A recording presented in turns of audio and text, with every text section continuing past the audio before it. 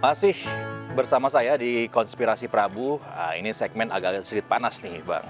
Kita duduknya setting dulu nih biar rada-rada nyaman. Siap. Biar gagah dikit. Siap. Sekarang kalau diperhatiin, Bang Menteri itu di berbagai kesempatan sudah mulai bicara politik. Ada genit-genitnya dikit nih sekarang nih, Bang.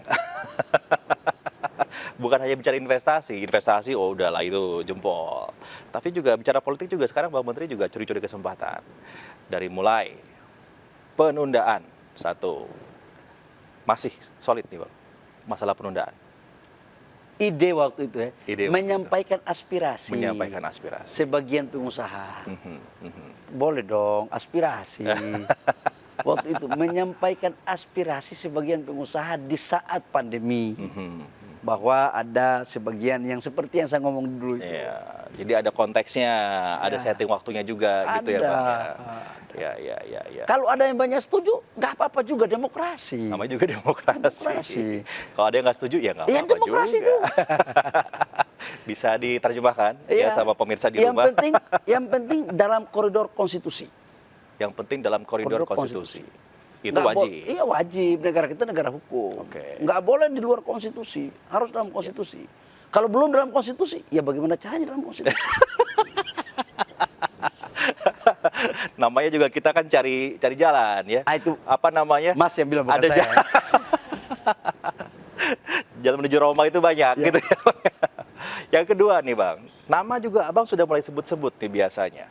Saya perhatiin gitu, saya putar rekaman-rekamannya. Ini nama-nama yang disebut sama Abang itu konsisten. Ada yang disebut, ada yang tidak pernah disebut. Yang selalu disebut itu beberapa nama. Misalnya saya coba putarkan di video yang satu ini nih. Coba boleh diputarkan nggak teman-teman semua? Yang saya hormati Menteri-Menteri Kabinet Indonesia Maju, ada Pak Erik. Ya Pak Erik ini juga capres atau cawapres Pak Erik. Cuman partainya masih sosok lah kira-kira begitu. Tapi saya lihat harus secerca harapan untuk bisa menuju ke sana. Kita berikan aplaus kepada Bang Erik. Pak Erik ini Bapak Presiden, Ketua BPP HIPMI di zamannya Pak Sandi. Hari ini mungkin Pak Sandi nggak datang karena takut popularitasnya jatuh dari Pak Erik. Ini kelihatannya Pak Sandi bilang kalau ada Pak Erik, saya jangan datang. Ini pasti dia nonton karena live ini. Ini bahaya nih, jangan sampai saya salah ini. Ini maskernya dari dulu sampai sekarang merah putih Pak, nggak pada berubah. Yang saya hormati, saya banggakan Gubernur Jawa Tengah, Pak Ganjar. Aduh, panggung hari ini Bapak Presiden gemetar saya. Ada dua soal yang Mbak Puan sama Pak Ganjar.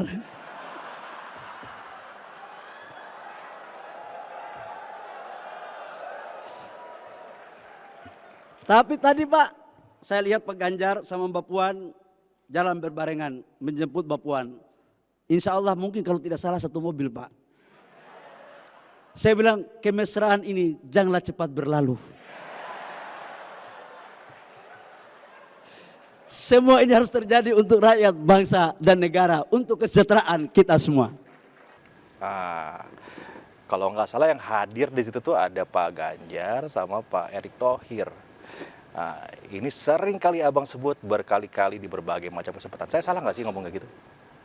Atau benar? Ya karena yang hadir mereka jadi saya sebut mereka. Iya. Saya kan nggak boleh menyebut orang yang ada di situ gitu loh. Tapi gimana Bang? Maksudnya melihat konstelasi politik nih di 2024. Abang ini kan nggak bisa disembunyikan perannya di 2019. Ya, orang tahu lah bagaimana salah satu jagoan lapangannya di TKN waktu itu adalah seorang Bang Bahlil gitu. Nah di 2024 akan seperti apa? Waduh berat ini ya. Saya itu sebenarnya masuk kabinet tidak lewat partai politik. Saya itu masuk di kabinet profesional aja. Karena Allah baik dan Bapak Presiden percaya, kemudian saya jadi anggota kabinet.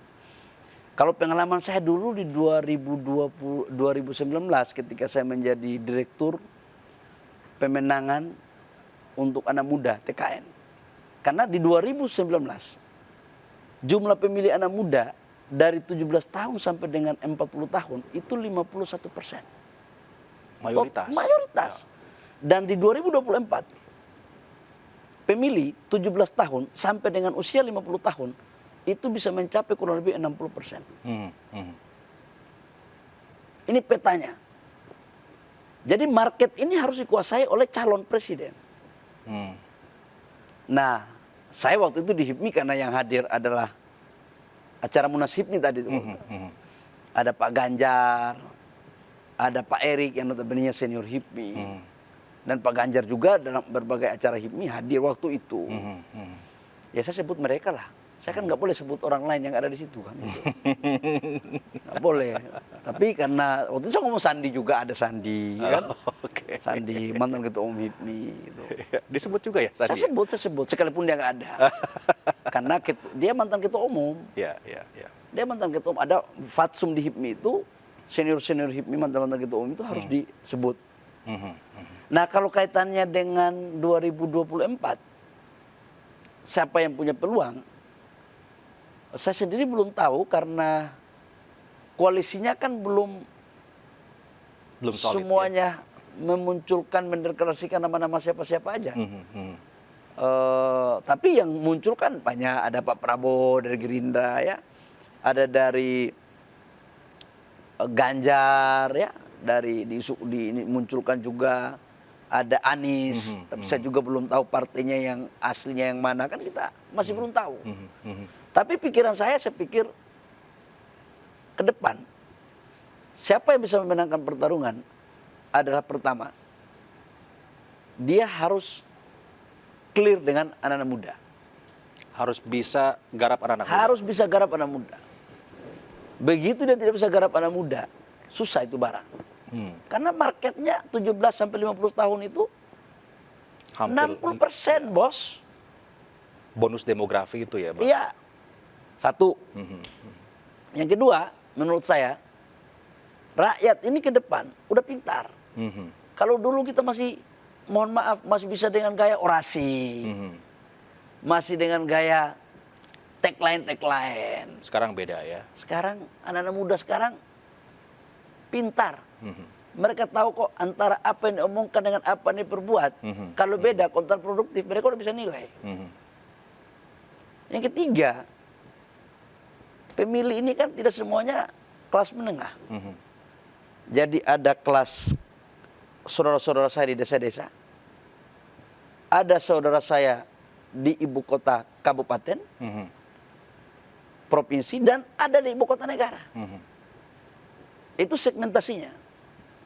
Terus juga ada yang terdidik, ada yang setengah terdidik, dan ada yang profesor. Ini pendekatannya juga beda. Ya. Ada juga yang mohon maaf ekonominya di bawah, ada yang sedang, ada juga yang di atas. Ada yang sukunya mayoritas, ada suku minoritas.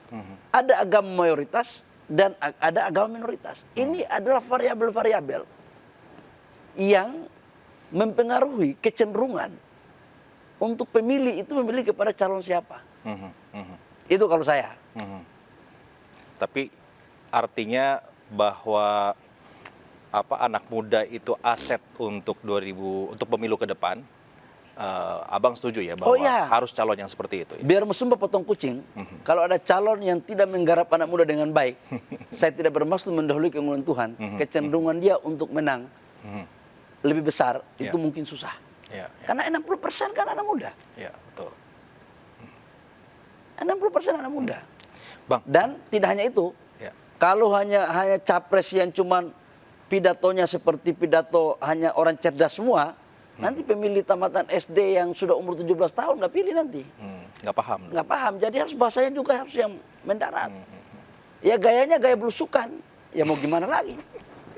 Tapi salah satu variabel ya, menurut aku ya. Ya.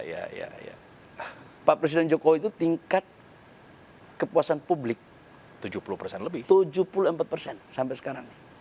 Saya mau tanya, presiden siapa di Republik Indonesia pasca reformasi, secara pemilihan langsung, yang sudah tinggal berapa bulan mau pemilu, masih tinggi kepuasannya. tingkat kepuasannya di atas 70%. Biasanya itu sudah di bawah 50%, Bos. Artinya endorsement presiden penting sekali dong kalau begitu ya. Bukan saya yang ngomong.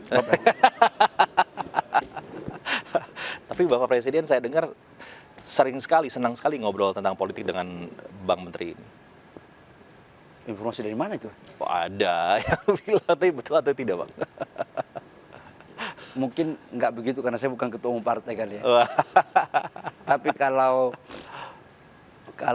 ya sebagai junior lah, saya kan junior beliau di HIPMI, kemudian menteri. Ya kalau kadang-kadang jok-jok ya bikin suasana cair, enak. Itu kadang-kadang ada jok-jok politiknya. Oke. Ada jok-jok politiknya. Dan Bapak suka ya sama jokesnya Bang Menteri. Saya dengar banyak nih, Bang. Saya nggak Jokesnya tahu Bang ya. Menteri ini disukai sama Bapak Presiden. Saya nggak bisa menilai apa yang saya lakukan nanti. Saya nggak tahu Bapak suka atau tidak, saya nggak tahu. Itu saya nggak tahu. Itu orang lain menilai gitu. Salah satu menteri favoritnya beliau, banyak nih yang bicara seperti itu. Ya mungkin ini pujian juga untuk Bang Menteri. Tidak disampaikan langsung, tapi teman-teman yang lain bilang, kalau sama Bang Menteri ada sama Bapak Presiden itu, Bapak Presiden cerah katanya. Oh, karena sering bercanda. Enggak lah, Bapak Presiden itu, Mas, siapa yang bisa ngatur dia? Iya. Nggak bisa. Oke. Dia itu punya prinsip yang kuat. Nggak bisa diatur-atur Bapak satu itu. Nggak bisa, itu hanya Tuhan sama Bapak itu yang tahu itu. Waduh, berat itu. Jadi kayak 1-2 orang yang bilang bahwa nanti bisa begini. Menurut saya Enggak ya. tidak untuk patut dipercaya 100%. karena Bapak itu punya kedaulatan dan independensi yang kuat. Saya juga dengar itu, Bang. Kita jeda dulu ya, Bang Menteri. Dan juga untuk para pemirsa di rumah, kalau untuk informasi aja bahwa Bang Bahlil ini dikenal sebagai sosok yang family man.